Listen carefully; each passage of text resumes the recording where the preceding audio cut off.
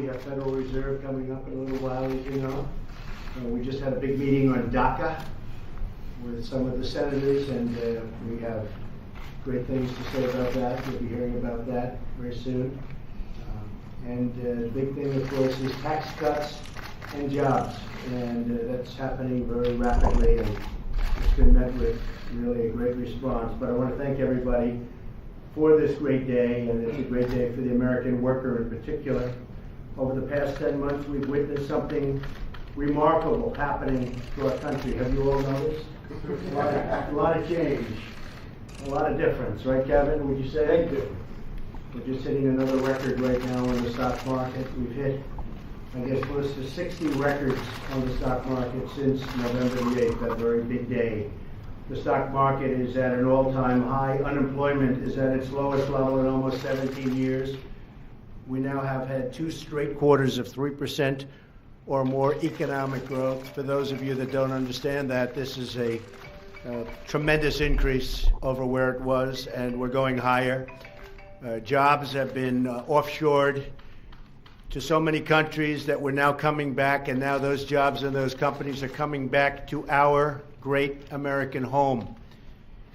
I want to thank the Majority Leader, Kevin McCarthy, for joining us this afternoon. He has been so terrific in so many ways, and I will tell you he's working very hard on tax cuts, in fact, so hard that I'm surprised to see you here. This must be truly a great company, which it is. You'll be hearing in 2 seconds for you to be here, because you've been pretty busy today. I just left the press conference. You did, and that was a good press conference, too. We're thrilled to welcome Broadcom Limited and its CEO, Hock Tan, to the White House to announce that Broadcom Limited is moving its headquarters from Singapore back to the United States. So I want to thank you very much. Thank you, Mr. President. It's really something great. I appreciate it. Broadcom Limited is a Fortune 100 company, one of the really great companies. They manufacture technology and parts. They employ over 7,500 American workers in many states across our country. We're looking forward to seeing that number grow very substantially, which it's now anticipated to do. Their move back to the United States and to the United States is something very, very special and very important. And you've been seeing this happen with numerous companies and, at a minimum, expansions and sometimes plants. With this commitment, more than $20 billion in annual revenue will come back to our cities, towns, and the American workers.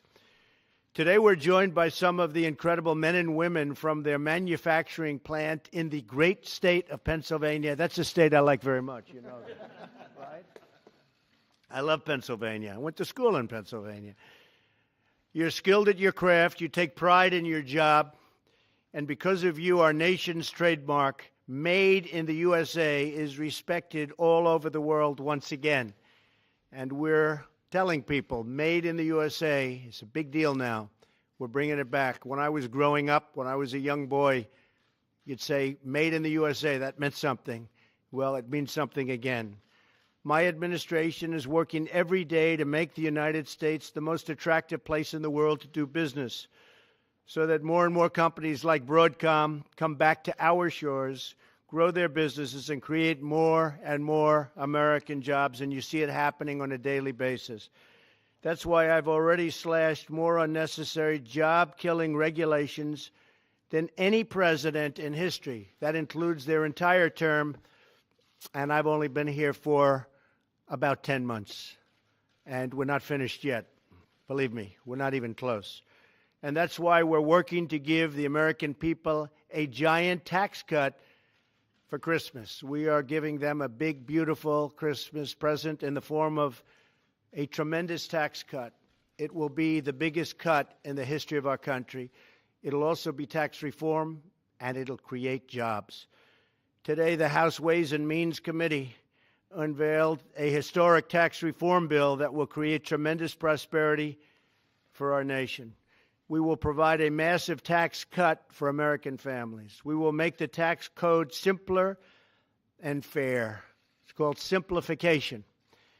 We will restore our competitive edge by reducing business taxes for the first time in more than 30 years. and we will bring back trillions and trillions of dollars that's now parked overseas so that money can be put to work rebuilding the United States of America as opposed to rebuilding other parts of the world. Again, I want to thank Broadcom CEO Hock Tan for joining us today. He's a highly, highly respected man, a great, great executive. The job he's done is an incredible job. But what he's doing is committing to massive amounts of American jobs. When Hock told me about this move, he said, Mr. President, we want to be an American company. We're hearing that all of these days. We're hearing it more and more. We're hearing it, frankly, I'm hearing it every single day. People are coming in at levels that you will be seeing over the next short period of time. You're seeing it in so many ways. You're seeing it when you just look at what's happening with the stock market. And you look at the enthusiasm indexes, which are the highest they've ever been. The business enthusiasm in this country is at record levels. And we're hearing it from everything from tax reform, which is really spearheading it. And yet I think it's really a feeling for a country that people haven't had in a long time. They see what's going on with regulation. They see the tax move, and that's going to happen, and I really believe we'll have it done before Christmas. I consider that to be one of the great Christmas presents. And not just the reform and not just the tax cuts, but we will be creating jobs like you have rarely seen in this country. So we never get tired of that pledge because we never tire of returning wealth to our country, jobs to our citizens, and honor to our great American workers. I honor our workers. These are incredible people. They've worked hard. You go back 20 years and essentially they haven't had that salary increase that they should have had. But now you see it, wages are starting to rise. So we're very proud of our country. And Hock, I'd like to have you say a few words. And again, on behalf of not only the folks from Pennsylvania behind me, but all of the United States, I want to thank you very much for choosing us. Appreciate it. Thank you. Thank you, Hock. Thank you.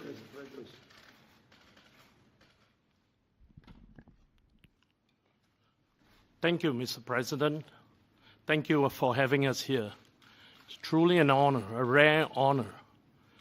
And before I launch into something else, let me say my mother could never have imagined that one day her son will be here in the Oval Office in the White House, standing beside the President of the United States. Thank you. And my mother, too. And, you see, back in 1971, I was just an 18-year-old skinny kid growing up in Malaysia, okay? But who had just received an opportunity to enroll in the best engineering school in America, in fact, in the world, MIT. And my parents could not have afforded to send me to college, much less MIT. So it's rather amazing, it's really amazing to me even today, that this great American educational institution took a chance on me, sight unseen, gave me a scholarship to pursue the American dream. So my appearance here today, in large part, has been inspired by my desire to give back to this country, which I have received so much from. I run Broadcom today, and Broadcom is the embodiment of the legacy of innovation of three great American technology leaders, Bell Labs, Hewlett-Packard, and more recently, Broadcom Corporation. But in eras past, when the conditions in this country made it harder for companies to compete in global markets, the intellectual property of these leading companies globalized and moved offshore. But I am American, as are nearly all my direct managers, my board members, and over 90% of my shareholders. So today, we are announcing that we are making America home again.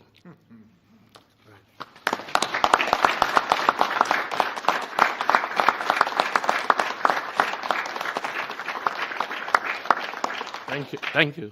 Our commitment to redomicile into the United States is a huge reaffirmation to our shareholders, to the 7,500 employees we have across 24 states in America today, that America is once again the best place to lead a business with a global footprint.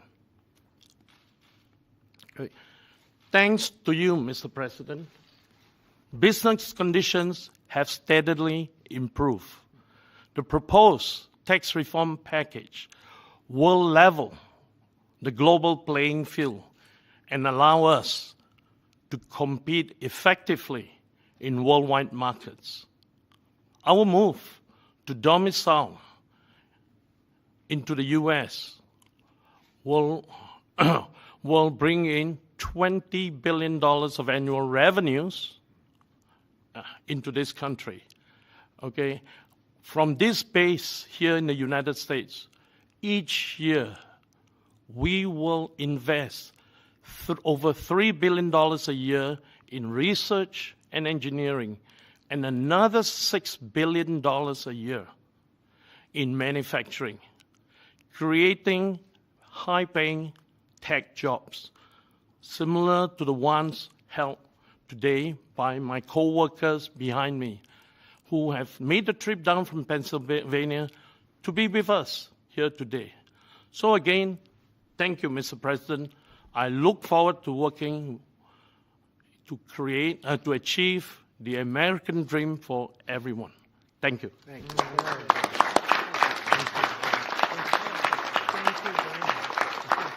Thank you, everybody.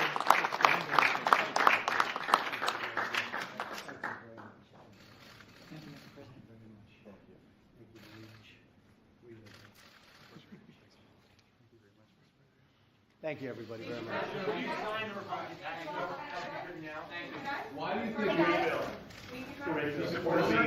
It's going to be very special, you'll see. We'll be talking about it a little bit later, and I'll see you in a little bit to announce the new head of the Federal Reserve. Thank you. What about Santa Claus? What about